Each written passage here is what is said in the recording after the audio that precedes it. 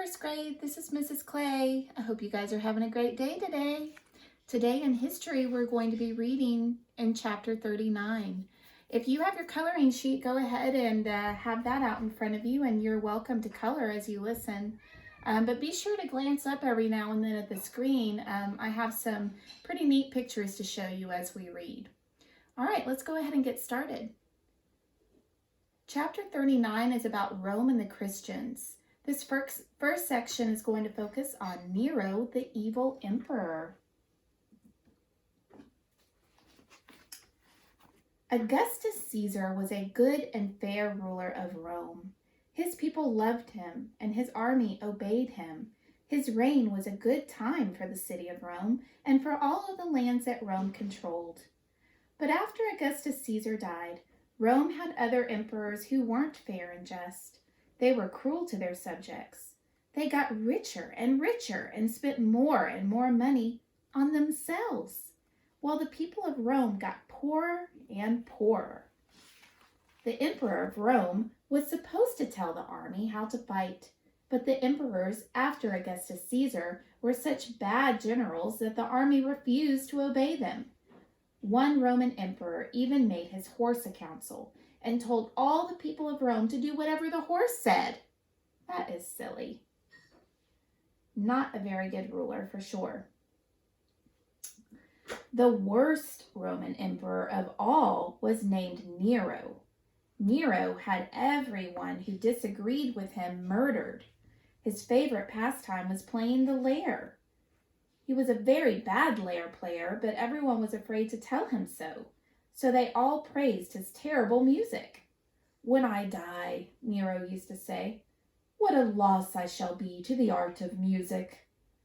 And the Romans in the royal court all agreed with him because they were afraid for their lives. And here's a picture of a lyre. Kind of looks like a small harp to me. And that's what Nero liked to play. Let's go back to Nero's picture. After Nero had been emperor of Rome for 10 years, he decided to take a vacation from Rome. He went out to his house in the country and invited his favorite friends to go with him. They had a party that went on for days and days. Meanwhile, Rome was burning. The fire began late at night in a rickety wooden building in a dark and dirty Roman street. No one knows exactly how it started, but the poor families who lived in that part of town often built small fires to keep warm. Perhaps a coal fell out of one of those fires onto the dry wooden floor. It smoldered away until the floorboard caught fire. The fire spread to a wall, and then to the entire building, and then the flames leapt to the building next door. Soon a whole section of Rome was on fire. The fire roared along until it came up against a stone wall. The rich people of Rome had built the wall to keep fires from spreading into the wealthy part of town. But this fire was stronger than the wall. The flames leapt right over the wall and kept on burning. The people of Rome realized that this was the worst fire in Roman history. They sent a messenger to Nero to tell him what was happening. The messenger galloped hard until he reached the country house where Nero and his friends were celebrating. "Your Majesty," the messenger cried, "your city is burning." But Nero didn't even answer the messenger. He ordered him taken away before he ruined the party, and he didn't return to Rome for days more. When he finally did come back to Rome, he found his people waiting for him. Hundreds of families had been driven out of their homes. Everything they owned had been burned. They were cold and hungry. They begged Nero for help. "Remember your great ancestor, Augustus Caesar," they cried. "He gave money to every poor family in Rome. Surely you can help us out of your great wealth." Nero did give some money to the poor and the homeless, but he made a big mistake. He announced, "The fire has cleared away ugly, broken down houses and left space for my new building projects. I will take the land where those houses used to stand and build myself a new and bigger palace." The people of Rome were furious. Nero had been unpopular even before the fire. Now they hated him even more. Soon, Nero realized that the Romans were on the edge of rebelling and taking his throne away. He had to find someone to blame for the fire right away. Okay, so he had to find someone to blame for the fire so that the people wouldn't blame him, and so that the Romans wouldn't try to take his throne away from him. So I wonder who he's going to blame. Do you have any ideas? Let's find out. "I know who set the fire to Rome," he told the Romans. "It was those Christians. They set the fire on purpose." Of course, the Christians hadn't set the fire, but many people believed Nero's lies. The Romans began to persecute the Christians. Christians were arrested and executed. Some of them were forced to fight in gladiator shows. Others were killed by wild animals. Nero's cruelty to the Christians drew attention away from his own selfishness. So Nero put all the attention on the Christians so that people wouldn't pay attention to him anymore and blame him. But the Christians were actually being killed because Nero did this. So I want you to think, what are some reasons why Nero was a very bad emperor? We just said one. I'm going to stop a second so you can think. Why was Nero a bad emperor?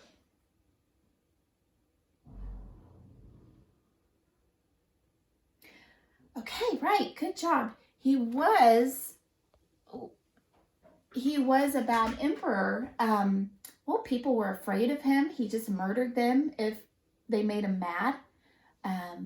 He didn't care about people. He was selfish and only thought about himself. He didn't mind killing people to save himself.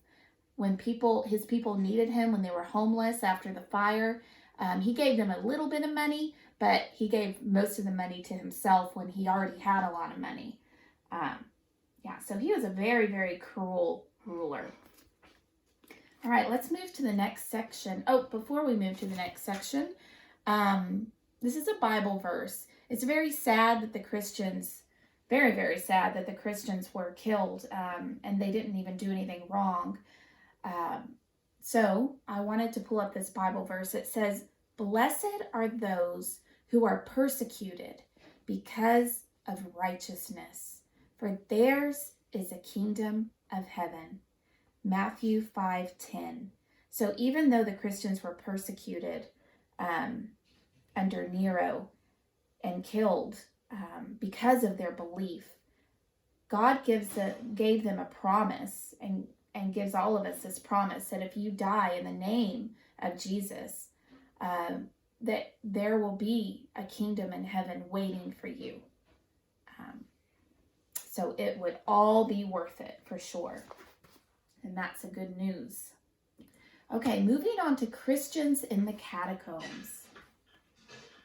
The Romans punished runaway slaves, criminals, and Christians by making them fight wild animals. But what was wrong with being a Christian? In the Roman Empire, it was a crime to be a Christian because Christians would not sacrifice to the emperor. The Roman emperors kept control over their people by saying, "Obey us because we are gods."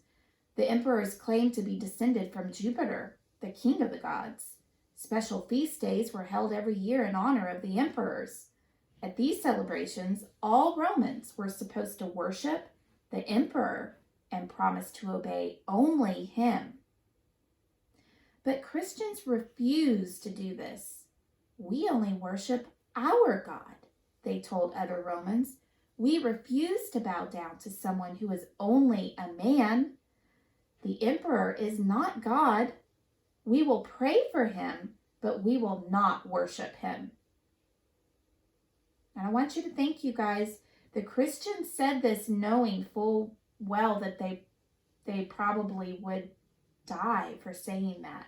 But they knew that there was a kingdom in heaven waiting for them, and they knew it would be worth it. The Roman emperors were furious. If the Christians disobeyed them, other Romans might be brave enough to do the same. So the emperors ordered Christians arrested and put in jail. Many Christians were put in prison. Others were forced to fight lions. The Christians were frightened by this persecution. So they stopped holding their meetings in public. Instead, they dug underground passages beneath Rome and beneath other cities in the Roman Empire. Something like this. This is actually a picture of a catacomb, which is a place where Christians hid to worship. They held their religious meetings in these underground passages in secret.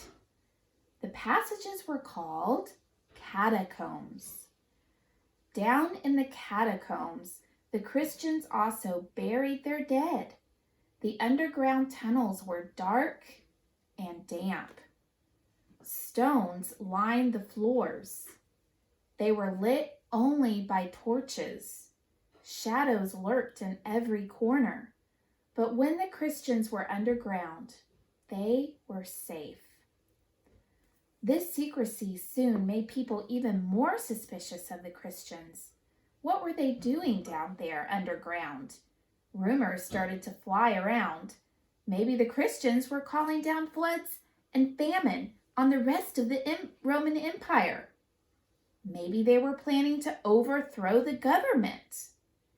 We must wipe out this new and harmful religion, one Roman senator wrote to another. Otherwise, Romans will cease to worship the emperor. Of course, the Christians weren't calling down famines. Y'all remember what famines are? That's when there's no food to eat. People are starving. And the Christians weren't trying to overthrow the government. They were just meeting peacefully together to talk about Jesus and his teachings. They protested to the emperors that they were doing nothing wrong. But the Roman emperors kept right on throwing them in jail. Soon Christians were even afraid to say to people they didn't know, "I am a Christian. Are you?" If they told the wrong person they were a Christian, they might end up in jail. So they decided on a secret symbol. It looked like a fish. When a Christian met someone she didn't know, she might draw a fish on a wall, or in the sand at her feet, or on the edge of a piece of paper. If the other person was a Christian, he would draw a fish too. Then both Christians knew that it was safe to talk to each other. So different types of fish there. We see this fish a lot even today that symbolizes Christianity. And here's a picture of the catacombs, another picture of the catacombs. Today you can still see the catacombs that the Christians dug below the cities of the Roman Empire. Some of the catacombs have tombs of ancient Christians in them. Others have pictures that the Christians drew of Jesus. Archaeologists have found fish carved on the walls as well, secret messages that the Christians sent to each other. And here, oh no, I guess that was the end.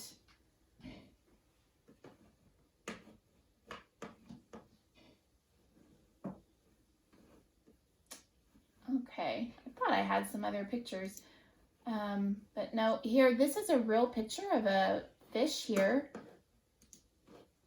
that they found in the catacombs. So you can see they're pictures of fish, but they all look a little different. So let me ask you, first grade, why did Christians have to hide in the catacombs to worship Jesus? Why did they have to hide? Why did they have to do meetings in secret underground in these catacombs and have secret symbols like the fish?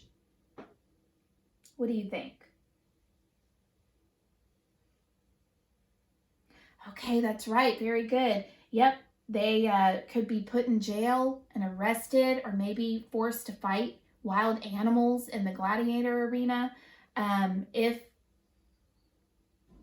the government found out that they were Christians. Okay, so tomorrow, I have a video to show you about the catacombs.